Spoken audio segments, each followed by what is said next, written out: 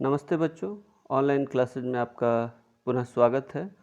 आज हम लोग नैतिक शिक्षा का पाठ 6 पढ़ेंगे। पाठ का शीर्षक है प्रातः उठने के लाभ। संस्कृत में एक श्लोक है, उसी से पाठ शुरू है आपका।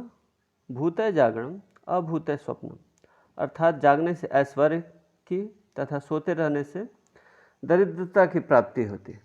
प्रातः उठना स्वास्थ्य के लिए रामबाण है। स्वास्थ्य या निरोगता सुखों में सबसे बड़ा सुख माना जाता है। एक कहावत भी है हमारे समाज में कि पहला सुख निरोगी का है, यानी सबसे बड़ा सुख यही है जो व्यक्ति को किसी भी तरह का रोग ना हो, कष्ट ना हो, वही व्यक्ति सबसे अधिक सुखी है। इस आरोग्य की प्राप्ति के लिए व्यक्ति को हितकारी भोजन, उपयुक्त व्यायाम, संयमशीलता और निश्चिंता आवश्यक है। यानी हम जो भी खाएं वो इस लिहाज से कि वो स्वास्थ्य के लिए लाभदायक है या नहीं।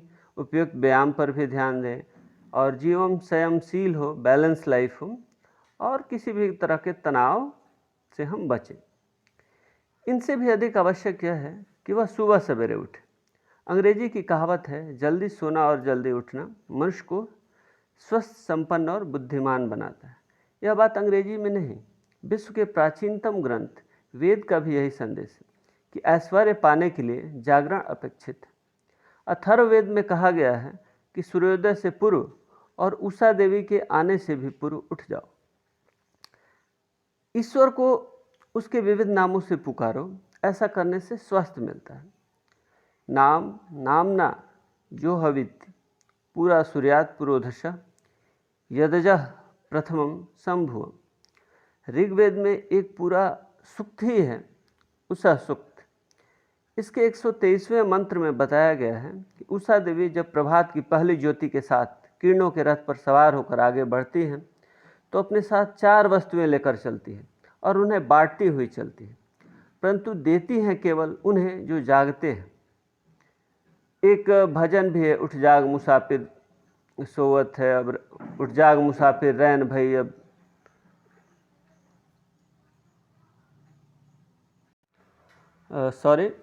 उठ जाग मुसाफिर भोर भई अब रैन कहाँ जो सोवत है, जो सोवत है सो खोवत है, जो जागत है सो पावत है। वाकई जो सोए रहे उन्हें वह क्या दे। और ये जो 4 वस्तुएं हैं, बुद्धि, बल, धन और यश। अंग्रेजी की कहावत में इनमें से 3 का ही उल्लेख हुआ, हेल्थ, वेल्थ और विजडम। इसीलिए यदि इन 4 वस्तुओं की इच्छा है तो उषा के आने से पूर्व उठो, उठकर उसका स्वागत करो। यदि नहीं चाहते तो लंबी ताने सोते रहो। उषा देवी आएंगे और सोतों को छोड़कर अपना कोष लिए चले जाएंगे। तुम आनंद से स्वप्न देखते रहना। हर रात के पिछले पहर में एक दौलत लुटती रहती है, जो जगते हैं सो पाते हैं, जो सोते हैं वे खोते हैं। यहाँ उदाहरण दिया गया है योगीराज श्री कृष्ण का भी कि योगीराज श्री कृष्ण को करोड़ों लोग उनके गुणों एवं कार्यों के आधार पर महापुरुष मानकर उनका मान सम्मान करते हैं, परंतु उन लोगों ने क्या कभी यह भी सोचा है कि कृष्ण दिन भर क्या करते थे। वे उस समय उठते थे जब आकाश में तारे चमकते होते, उठकर शुद्ध जल से स्नान करते थे, तब शुद्ध वस्त्र पहनकर यज्ञ करते थे और फिर गायत्री मंत्र का जप करते थे।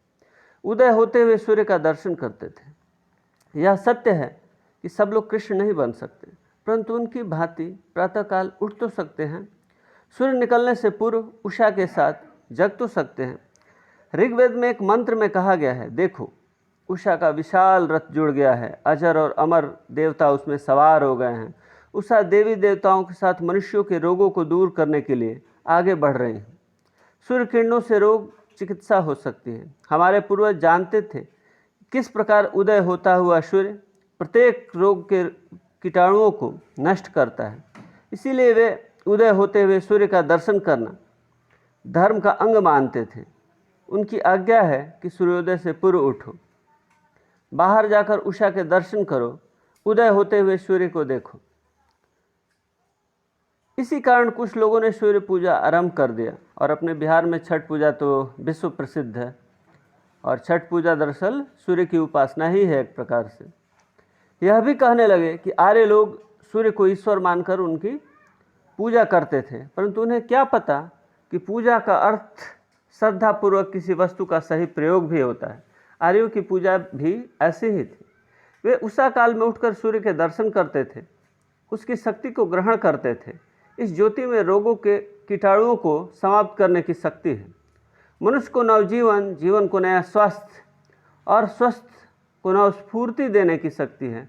परंतु प्रातः शीघ्र उठने के लिए रात्रि में जल्दी सोना भी आवश्यक है। आप अभी देखे होंगे कोरोना का जो फर्स्ट फेज चल रहा था, तो उसमें डॉक्टर्स और हेल्थ एक्सपर्ट का रिकमेंडेशन था कि सूर्य की रोशनी भी ज़रूरी है ताकि हमारा इम्यूनिटी सही बना रहे। तो उस समय भी आपने सूर्य की रोशनी को महत्व की चर्चा बड़े ज़ोर शोर से सुनी और समझी। एक उदाहरण है महर्षि दयानंद का। महर्षि दयानंद सूर्योदय से पूर्व 2 घंटा पूर्व उठते थे। उठकर नगर से बाहर निकल जाते, दौड़ना आरंभ कर देते।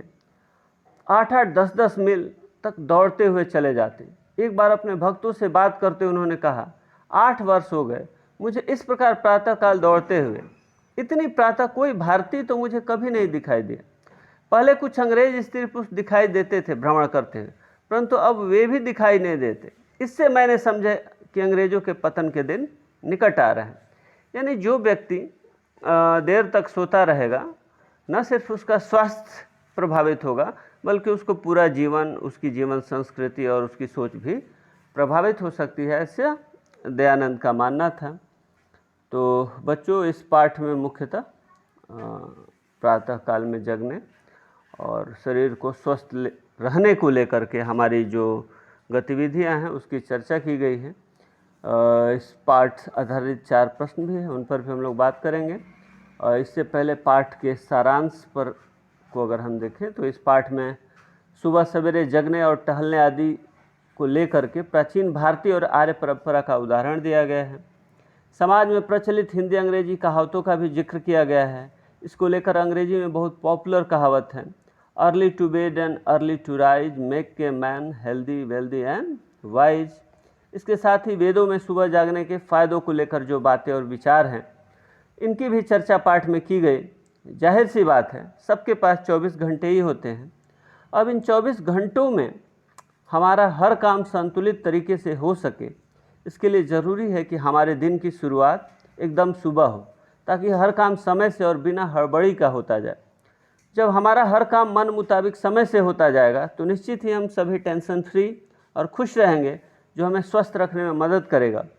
फिर जब स्वास्थ्य रूपी धन हमारे पास होगा तो बाकी के धन देर सवेर धीरे धीरे हमारे पास आता ही जाएगा। इसीलिए हमारे दिन की शुरुआत एकदम सुबह जगने से हो। तो ये इस पाठ का सारांश था। और आइए इस पाठ के जो 4 प्रश्न हैं उस पर भी चर्चा कर ले और उसके आइडियल आंसर क्या हो सकते हैं इसे देख लें हम। पहला प्रश्न है, जल्दी सोने और जल्दी उठने के बारे में अंग्रेजी कहावत से हमें क्या शिक्षा मिलती है? तो इसका आंसर हो सकता है, जल्दी सोना और जल्दी जागना हमें स्वस्थ, संपन्न और बुद्धिमान बनाता है। दूसरा सवाल है, भगवान कृष्ण किस समय उठते थे और उठकर क्या करते थे? भगवान कृष्ण उस समय उठते थे जब आकाश में तारे चमकते होते थे, यानी सूर्योदय से पूर्व। वे उठकर शुद्ध जल से स्नान करते थे, तब शुद्ध वस्त्र पहनकर यज्ञ करते थे और गायत्री मंत्र का जाप करते थे। उदय होते हुए सूर्य का दर्शन करते थे।